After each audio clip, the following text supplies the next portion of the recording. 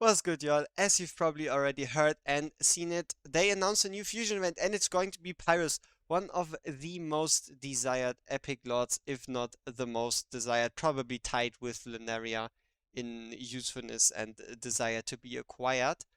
So, for Pyros, what we're going to do in this video is we're going to talk about his fusion event, because there's always a lot of confusion, a lot of uncertainty about which events can you complete, how do I make sure that I do actually get my Pyros, how hard is it actually to get my Pyros, should I go for multiple copies? We're obviously going to answer all these, and either today or tomorrow I am going to release an extensive Pyros guide, especially regarding his timings, mostly focused on Guild Boss. So yeah, for that, let's get straight into the Pyros Fusion.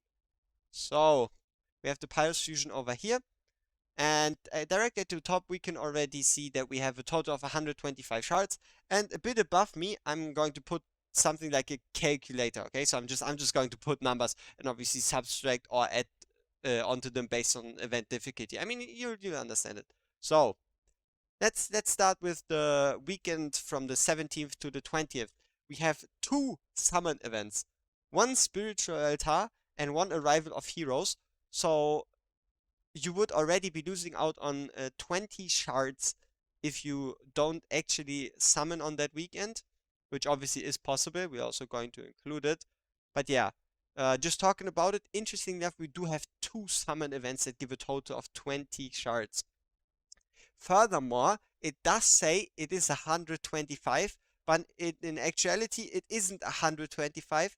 It is honestly way more shards. But why should it be way more shards? That is because those shards over here aren't the shards for placement, but for the reward track at the bottom. Those are the shards for the reward track at the bottom, and not the shards that you get a reward for coming into the top 3. If you happen to manage to get into the top 3 of any of those events over here, you're going to get extra Pyro shards on top. But for the purpose of this one over here, we are going to assume you're not going to be able to get into the top 3, just to keep it as simple and as easy to reach as possible. So then let's talk the other events. Brave Conquest. Brave Conquest just requires you to do gear raids, which works quite well with the gear raid 2 tournament down here. So in the end, you're just going to do your gear raid 2 and you're going to be fine. Then we have Duel of Champions. You're just going to play Arena. You're going to play Arena anyway. You should be easily able to get the 5 shards there. And the Tales of the Smith event, that's a little bit iffy. If I remember correctly, you need around 4.5 million gold if you do want to get the shards out of a Tales of the Smith event. So if you don't happen to have gold, we might need to skip those, so we're going to subtract another 5.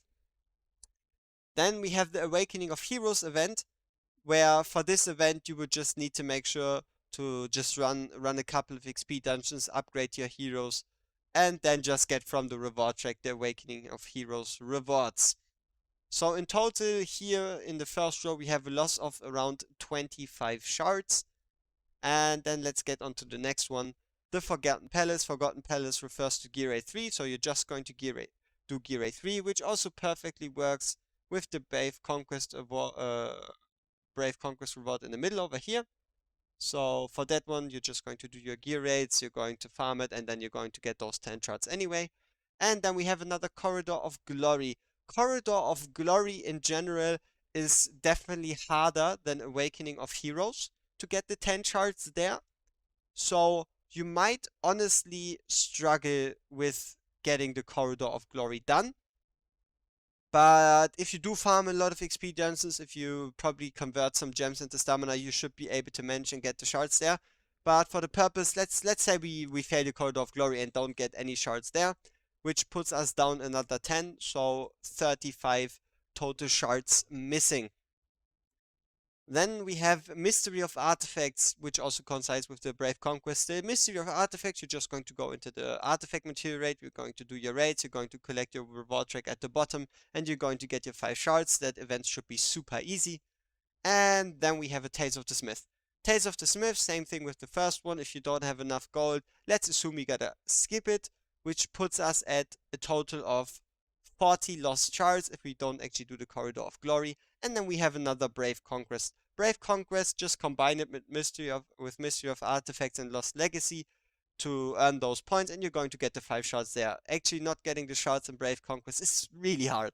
So those are safe. And then we have the Duel of Champions. You're again going to be able to just play PvP. You should be easily able to complete the Duel of Champions. And then we have 2 last events.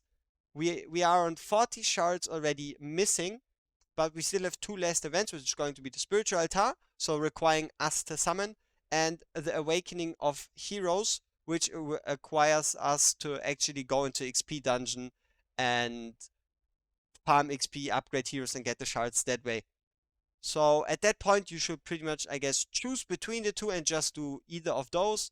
If you have summons, get the Spiritual Altar, 10 shards. If you have energy or pretty much want to use your daily energy, just get the Awakening of Hero shards, which should put us at a total of 75 out of 75.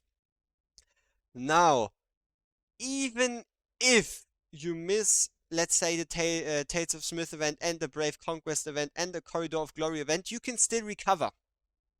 What you need to do to recover is rank in the top 3 of any of those Oracle's trials, which are going to reward you, I believe, depending on placement, between 3 and 10 extra shards, and also depending on the bracket, but that's a thing for another day. So there's basically different brackets based on prior Oracle's trial performance, but in the end it's between 3 and 10 shards you should be able to get out per Oracle's trial. And obviously, if you have the summons, you're going to get more from Spiritual Altar, which also means if you do have the resources, and if you do feel like maybe spending a bit, or you have a lot of resources piled up and don't need to spend, you could also go for a double Pyros. What do I mean with double Pyros? That would be getting 25 extra shards from down here, which is obviously rather difficult because you would need to complete every single event and then rank in the top 3 at probably at least like 3 or 4 times. But if you do go for it, let me tell you one thing. In comparison to the other fusion events, at least the Pyros A1 is useful, because every step to the A3 is nice, but honestly, again, let me tell you, it is not required to get more than 1 Pyros copy. You can get epic soulstones from Tide, you can get epic soulstones from Guild Boss, so don't worry too much about it. Take it, kick back, sit back, relax, take it easy, and just get 1 Pyros, and you should be done with the event. And stay tuned for that Pyros guide. Appreciate it.